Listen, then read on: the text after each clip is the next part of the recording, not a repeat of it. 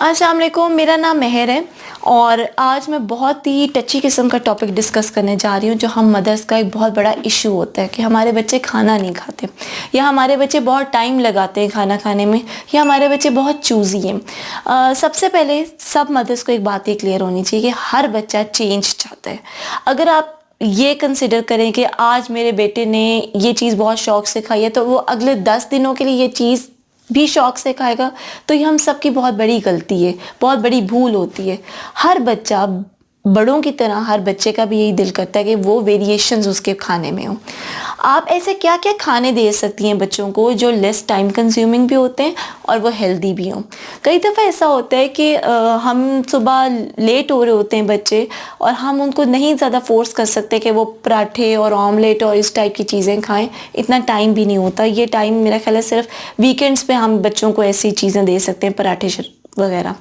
तो ऐसे मौक़ों पे आप ऐसी डाइट बच्चों को दें कि उनका पेट भी भर जाए, वो एनर्जेटिक भी हो, न्यूट्रिशियस भी हो वो फूड और वो हेल्दी भी हो। जैसे कि मिल्क शेक, अगर हम मिल्क शेक की एग्जांपल लेते हैं, मिल्क शेक में क्या होता है, दूध का इंटेक भी हो जाता है, फ्रूट्स भी आपके बच्चे की बॉडी में चले जाते हैं और आप अगर साथ डेट्स या आलमंड्स को ऐड अप कर लें तो वो भी बहुत हेल्दी फूड हो जाता है।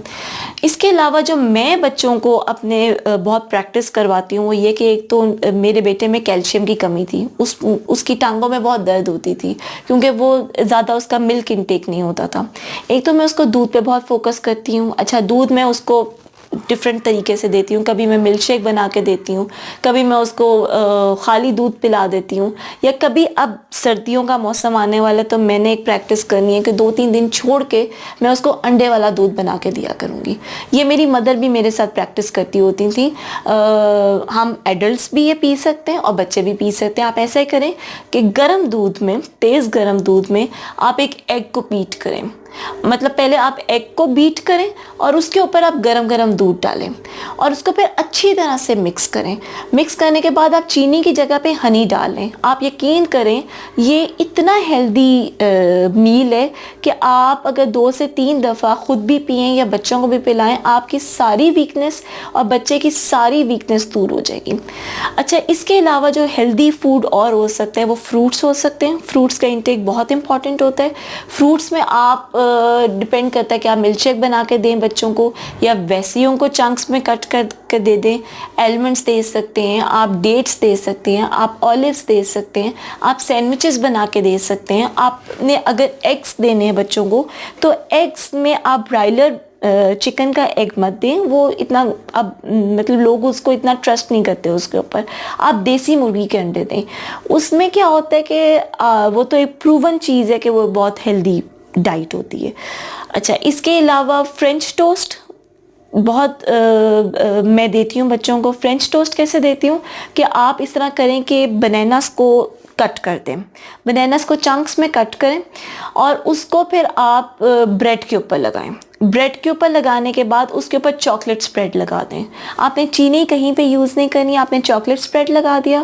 दूसरी तरफ आप एक बोल में अंडों को बीट करें और उसको रेप करके उसको फ्राई कर दें। आप यकीन करें इतना हेल्दी और इतना टेस्टी मील है ये कि 2 से 3 घंटे आपके बच्चे के आराम से निकल जाएंगे।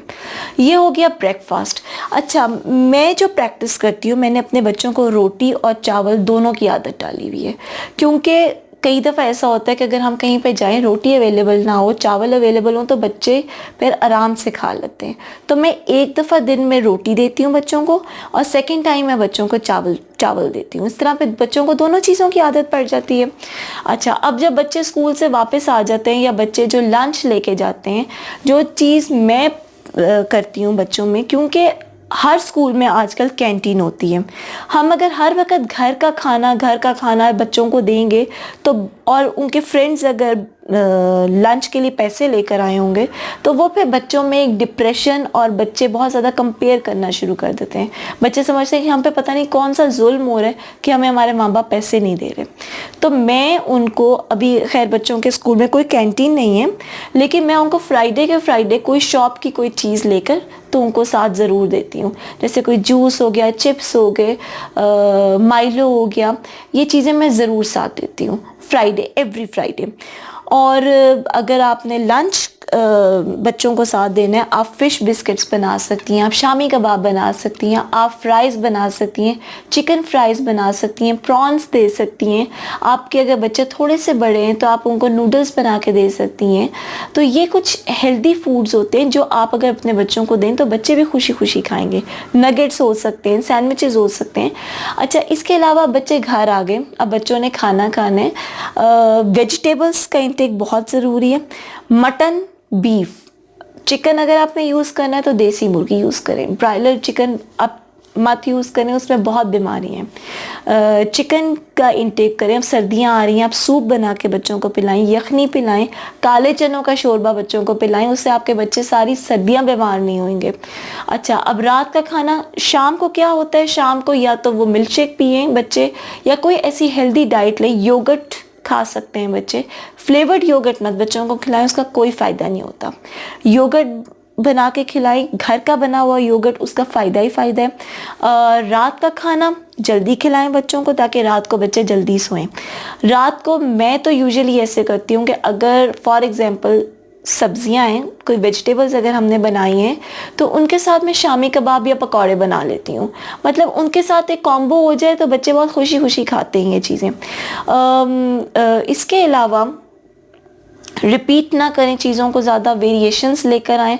और अगर आप एक वर्किंग लेडी हैं तो बेटर ये होता है कि आप वीकेंड्स को यूटिलाइज़ करके बल्क में शामी कबाब या नगेट्स या इस टाइप की जो फ्रीज़ होने वाली चीज़ें वो आप फ्रीज़ करके तो रख लें। तो आई होप आपको ये मेरी वीडियो बहुत इफ़ेक्टिव लगी होगी, बेनिफिशियल लगी होगी। मेरी नेक्स्ट वीडियो आएगी, उसमें मैं आपको अनहेल्दी फूड्स के बारे में बताऊंगी जो हम बच्चों से अवॉइड करवाते हैं। Thank you so much. Subscribe ज़रूर करें मेरे चैनल को और आगे शेयर करें। Thank you.